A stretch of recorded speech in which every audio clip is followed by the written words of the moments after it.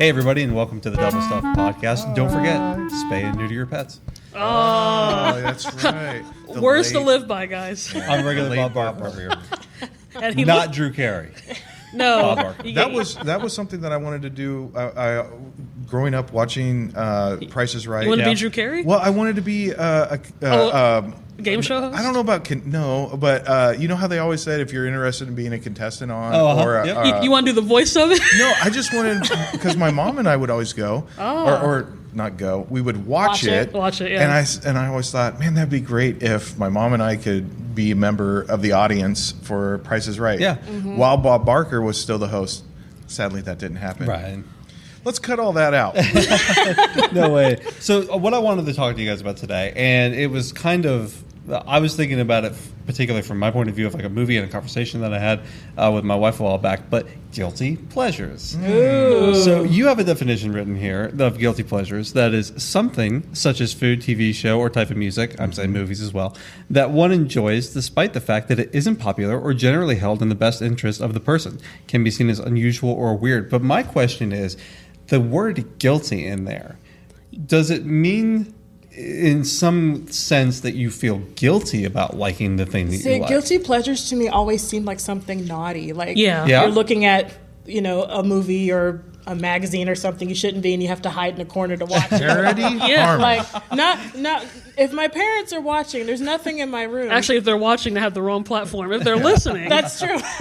Sorry, Mr. Harmon. And I never thought about it that way. To me, it was always something that I know intellectually that it's not of a high quality, but I still enjoy it. Ooh, what a smart way of saying I was gonna say that. I've never Yeah. considered that definition as a guilty pleasure. Yeah. So what I wanted to ask was, do you have a particular guilty pleasure? And it could be anything. I mean, my thing is usually movies, but do you have a TV show? I think we all movie, do because I think it's self-assertion, isn't Is it? it? Well, if something in and of itself it was created to be enjoyed, Right. then that is what it is. Yeah. But when you deem it to be something that you're not supposed to enjoy, then all of a sudden it becomes a guilty pleasure. But I don't think it's like a blanket title. Well, let me give you an example. Like, okay, go Let ahead. me give you an example of what I'm talking about. My Right. go-to guilty pleasure, anytime anybody talks to me about it, okay, first off, I like film. I wanted to be a director. I've gone into editing and videography and all that stuff. But one of my favorite movie franchises, one that I am in the theater every single time the movies come out, and they have had a lot of them, is the Fast and Furious I movies. knew it. Absolutely. Now, let me preface this. I'm not a car guy. I'm obviously not a buff guy. But I just love those movies. And my friend and I used to go watch them, right? I recognize those movies are not good movies. They are not of a high quality, whether technically or otherwise. I mean, in some respects they are. They do a lot of like cool action stuff and a lot of practical effects and things like that. But the first movie is a Point Break remake. I mean, straight up. Yeah. So like it's not, and the second movie is just atrociously bad. But what I'm saying is that I recognize that it is not of a high quality. And even I think, the people that are making it probably put in their best, right? Yeah. And like did the best that they could. And the actors do like the best that they could. But we're not talking about cinema, with Yeah. like a big, because we got the Oscars coming up, like we're Yeah. not really talking about that in Tonight. regards to that. But I love those movies. I think it's just because I love going them. with traditional gender roles, not to offend people, but I think it's just a typical guy film. Is that Because what it it is? has all of Yeah. the things that you listed. Yep. And, Yeah, it's got cars, it's got muscles, it's got like some cool Pretty effects. ladies. It's stuff Yeah. that little boys they play with cars when they're little. But that's They the weirdest try to thing be about strong, it because that's you know. not me. Good I comebacks don't and care one-liners. about cars. I drove my high school truck, a '94 Dodge Ford Ranger, for up until last year. When I got 2 years ago now, when I got like my new vehicle, which is a like 2008 Camry, right? Like I'm not a car guy. I don't like But is it any of something that that you stuff. want? Like, do you want Not a at muscle all. car? I don't even or do like you cars. I can't stand cars. I don't like car culture. I have no interest Somewhere in in your cars at subconscious, all. you want to be a car guy. I don't. That's you the want to be the weird guy in the thing. tank top fixing cars, Not covered even, in grease. Not even a little bit. My dad was. That's That's the the weird sexy thing about version. it. Then you have the Billy Bob Thornton version. That's very true. Rock My Bud. dad was. My dad was a car guy. He used to buy cars when he was younger, and he used to build them and then sell them. That's how he made money. Maybe on that's the it. You side. have a fond But memory he of wanted that. to teach me how to do cars. No interest. I was all computers the whole time. So like, it's just a weird thing, right? I have no explanation for it. It's just something that I absolutely enjoy. You're kind of a contradiction of yourself. I'm there. very Like, much so. Yeah. I think Yeah. more of the guilt that is put on it, I think, has to be put on the unexpectedness, like what you were talking about. We all stereotype, and when you see somebody, so I had a roommate. His name was I don't know. Should we change the name to protect the innocent? Okay, his name was Tommy. Smitherton. Smitherton, which is totally far away. But the sweetest guy, super buff guy. I mean, he was a trainer at, I think it was 24-hour fitness or something. But, and he was a personal trainer as well as just, loved to go to the gym. Not really a gym rat, but he would spend a couple hours at the gym every day. And he was just very fit, very strong, and looked like a linebacker. Wow. However, so with that, and his I guess guilty pleasure, or okay, cut around this. All right, so. As I'm trying to Try to mold tell the story. I took a baseball to the side of my head once. Anyway, so one day he said, "Hey, Alan, let's watch a movie. I got a great one. I got a great movie to watch." Please tell me it's The Notebook. It'll just be Might something as well. anti. It was You've Got Mail. Oh, really? Yeah. He was like, "This is my favorite movie." To be fair, that is a decent one, and I can't stand chick flicks, but like I Yeah. think it's because I like. Oh, Tom there's so Hanks. many. Okay. Well, anyway, so we were watching, and he put it on, and I didn't know he just pushed play, and so we were saying, I've already committed to this, and I have no idea what I'm going to watch, but just stereotypically, I don't know, maybe this was back, it's still on the. We were in DVDs, but there were still VHS players, so Like mid 2000s, I guess. yeah, it was early 2000s, maybe right at 2000, but Okay. I thought we'd be watching like a UFC like videotape or a pride fight or something like that. And then Nope. You've Got Mail starts rolling, and I look at him, he's like, yeah. And I'm That's so cute, though. I'm Did like, you cry? what? He did cry. Oh my god! He did Oh, cry. Tommy And- Smitherton started crying. and I didn't know what to do, and I was so uncomfortable. And then at the end, he looked at me. He was like, "Great What? movie, right?" And I'm like, "Yeah, this is a good movie.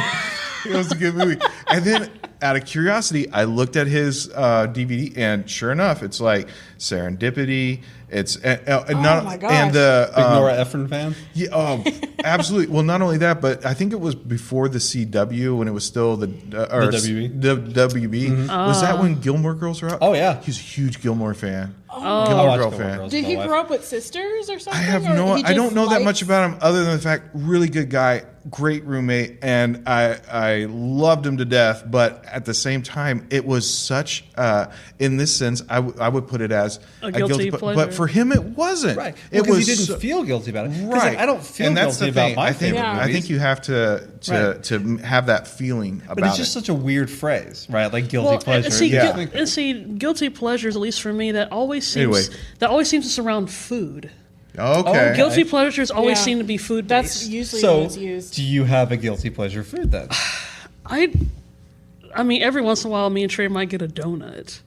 But I don't know if that really. Ooh, Yeah, watch out, Yeah. guys. So you're talking about something that, like, No, but this it's isn't like- good for no, but me, it's but like I'm you- still you- going to you eat look- it. Traditional I think I sense know- of yeah. guilty But you look pleasure. at a commercial, especially chocolate. Okay. All They're right. like, indulge in your guilty pleasures. Sure. Yeah, yeah. And you see this velvety chocolate, and you see The you know, lint, yeah, like, and then wisp it emerges, going and then you through. see some sexy woman with the ruby red lips take a bite, indulge in your. I'm like, dude, it's a piece of chocolate. So like chocolate always seems to add a bit of sex to it anyway, so that kind of makes it a guilty pleasure. Well, and those are Maybe. usually used as like maybe not a reward, but like I deserve this sort of thing. So Yeah. if you had a bad day at work, you're gonna go home and eat a pint of ice cream. It's your guilty pleasure.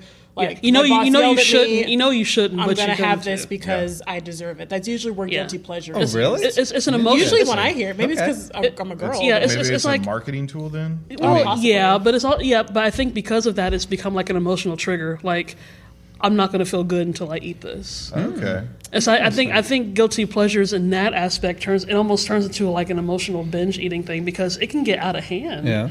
See, when I think about guilty pleasures, though, it's something that I know that I'm going to catch flack for if I admit what it is. Like in the instance of food. Yeah. So one of my favorite taco fillings is lengua. I never. What is that? that? Okay. Well, your guys are about to. Is that a Californian thing? No, lengua is Spanish for tongue. It's cow tongue. No. That's why I don't know. And that's why it's when everybody's like, "Hey, we should get tacos." I'm like, "Yeah, we should get tacos." You got some cow tongue on you? I guess I'll get pollo. I guess I'll get carne asada. When in my deep being, I want to get lengua, but here's the thing: I got Charity right behind me, and she's like, "You're gonna get what? What's that? What's lengua? It's cow tongue." I am picky with food, but even though I'm gagging, I would be willing to try it before spitting it out and saying it's gross. Really? So You'd be delicious. willing to It's try so tongue? tender. I've tried weird stuff before. Like, I'm not going to eat a whole plate of it, but I'll try would. A plate of tongue? Oh, yeah. Yeah, like I'll get a plate and I'll eat a small bite and I'll be like, Alan, here, you can have Here, the rest finish of the rest of my-" that tongue plate. Yeah. And I Lick had it the clean. same. I would have the same. Lick it clean. Well, only because I had cow tongue when I was younger at a friend's house, but it was not prepared in the way that I enjoyed in tacos because it was just basically boiled and then sliced and then usually So the on a texture sandwich. is going to be weird. No, because this is where it gets weird because you rip off the taste skin. buds? Yeah, with the taste buds and stuff. It's just the meat. You eat inside. filleted tongue? Nothing about this sounds appealing. And this is why Dan is a vegetarian. No, you're a vegan. I'm vegan, Yeah, yeah. he's Oh, yeah. he's My- even he's My even taco filling is Sorry, black bean. vegan listeners. he's I'm even so he's even sorry. veganer now. That's right. I'm thinking about switching to your side, man. I don't know. But I had a neighbor in Southern California, and he invited me over, and really good guy. And he turned me on to straight tequila with lime juice and salt, and that was it. And we would just have tequila. And his wife I was like, man, that smells really good. And he's like, oh, yeah, we're having tacos. You want some tacos? I'm like, yeah, I want tacos. I love tacos. He's like, it's great. So I say, well, what are we having? He's like, it's lengua. And I was like, sounds great. Awesome. Because at the time, I knew what lengua meant in Spanish, but there's no way, because when you talk about, tongue, when you say lengua, you're usually talking about like somebody's tongue. Right. There's no way that's actually in the pot. So I'm like, for me, I don't know why I disassociated the fact that even though I knew how to interpret what lengua meant, that's exactly what was in the pot. See, when you first said, I thought it was like a brand name. We're gonna have a bit of lingua, and some oregano. I was gonna say, I was thinking pasta. Like pasta. Yeah, a bit of lingua. Then I had the tacos, and I'm like, man, this is really good. Yeah, I love lingua. What is it? It's cow tongue. And I'm like, oh my gosh, are you serious? And he's like, yeah. And I was like, well, let me have another lengua taco. It's good. There's just some body parts that shouldn't be eaten. Like my parents used to make liver all the time. Okay. And the texture of liver is so. It's so like you just feel savage eating it, like you're eating someone's heart or the way my dad made liver and onions is very good though. It's tender, and he seasons it very well. He adds lots of onions to it. The texture of the liver is wrong. Raw liver, yeah. Is it just too tough, or no? what? It's just like meh. Like I don't even know. It just feels weird I like in your that. mouth. No, I know what you're talking about. It's yeah, meh. thank you, Dan. Just from there. Yeah. So you think of guilty pleasures then as food specifically? Just based on just based on media. Okay. I've always thought that. So like if you do get something, it's like I shouldn't, but I'm gonna. Yeah. And then afterwards, and you feel bad, like I still shouldn't. Nobody should have a caramel frappuccino daily, but a lot of people do. But a lot of people do. Yeah. So then, do you have any, Jody? Do you have any like guilty pleasures, food, movies, music? I guess sort of based on your definition, I like British accents. Yeah. So like. Is that considered a? I mean, that's a pleasure for I don't sure, know. Well, but is that guilty? Because I can take it in any form, like TV shows, movies. Like I listen to radio podcasts, or there are times. Alan. There are times at various jobs that I've had where like someone will talk and like my little British radar will go off. It and I'm does. like, I hear an accent. Where's it coming from? And so I guess I'm the typical girl that people want to use commercials on. That's why like so many infomercials has, "Hello, I'm Anthony Sullivan."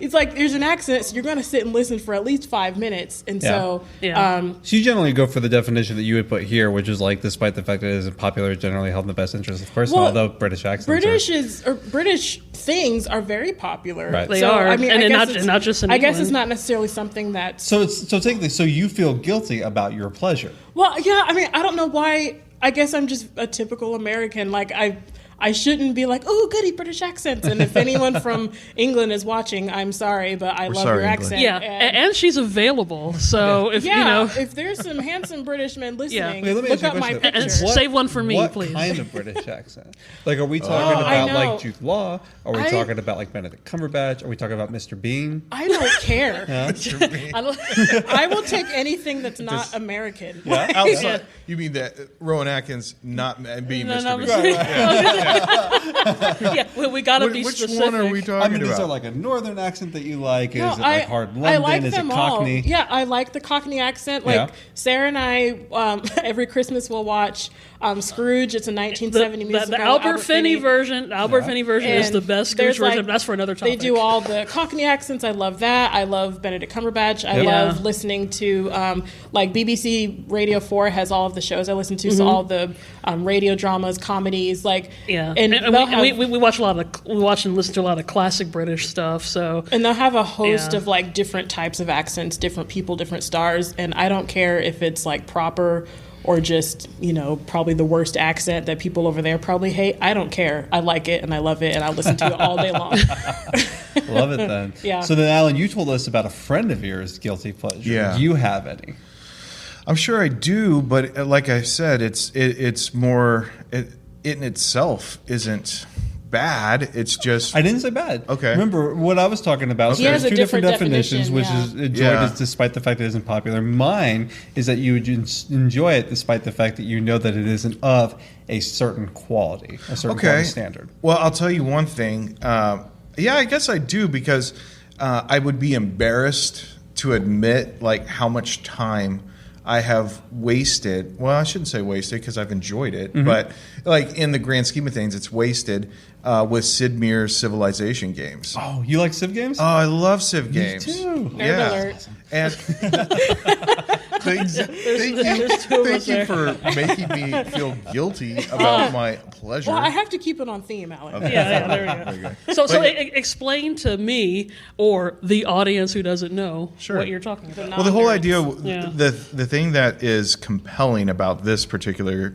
series of games is that there's a beginning and then there's an end, but there is no determination of how long that would be. So, depending on the level of difficulty that you want to start at, you can literally have a game go for 5 minutes where you get destroyed immediately by encroaching civilizations that are so you spawn a civilization and then you try to grow it, and depending on what type of oh my gosh Oh, I've seen the commercials. So for let me break it down. these. So like Yeah. you get to choose a different nation, Yeah. and then you have like a leader. So Right. like Cleopatra for Yeah. Europe, or Queen Victoria for Right. England, or like all this stuff. And then, but you don't start necessarily like you're not building the historic civilization. Yeah. But you're just starting with like you get certain benefits or whatever Right. from it. And so you start as like tribes basically, Yes. and then you Okay. build up to. Towns and okay. I know what you're cities, and you have talking about. armies. Okay, You're yeah. trying to conquer Okay. and make deals with people. Okay. And you're basically trying to take Yeah. them from hunter-gatherer all the way up to Like depending on like those- empire. well, symbols. and Yeah. depending on the wind condition you're going Yeah. for, you can get like space travel. Like you can bring them Oh. all Yeah, you the way can up do to, a like, space technological travel. win, a Or- domination win.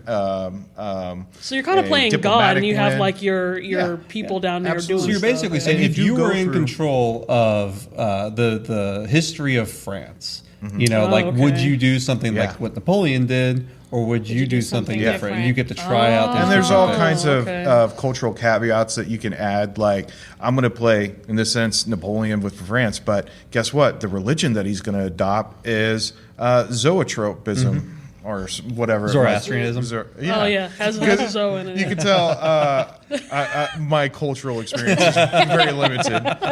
let's just go with like Islam or Christianity or whatever, Yeah. and then you can start to mix it up. Interesting. And I think like Creating what your you own do is history. you would try to like convert all Yeah. the other places to your faith. Yeah, By either sending through- yeah. people to like their different cities to proselytize or Oh, wow. stuff like that. So you play this with other people who no, are... typically you play it against a computer, although I Right. think you can play against You other can play it online up. I think it started with Civ 4 or 5. You could do online. Gosh. Okay. But I typically just play by myself, and it's it takes so much time and like precision that this is where it becomes a guilty pleasure, because I will do a save before I make a big decision. Play out like a couple of turns, see how it goes, Oh, you and then save if I scum. don't like it, I'll go back to my Oh, save point save scum. and then try. Yeah, I So do. even when you try to do that, you still have your Control Z I in case do. something Your happens. save You have to undo Yeah. stuff. So I guess in the grand scheme, then, sort of what I was thinking of was that is guilty a right word for it, right? So you're talking about like sort of guilty in terms of like what we think based on like Yeah, I media, guess- right? Yeah, like a remorse for something, I guess. Right, and you were thinking of something that just like brings you joy, or something that you just happen to enjoy to Wait, almost so- an obsessive something that I probably would extent. get made fun of for. Like, Okay. it's like, oh, you like British accents. Yeah. Of course, you're an American. You like, Yeah. And you just feel bad sometimes about the amount of time then that you spend. Exactly, because there's an hour tracker. Like, you've played 1,500 hours of Civ 5, and I'm like, how bad? What if I would have applied that 1,500 hours to something else in my life? So my question is that my question I want to leave you with then is,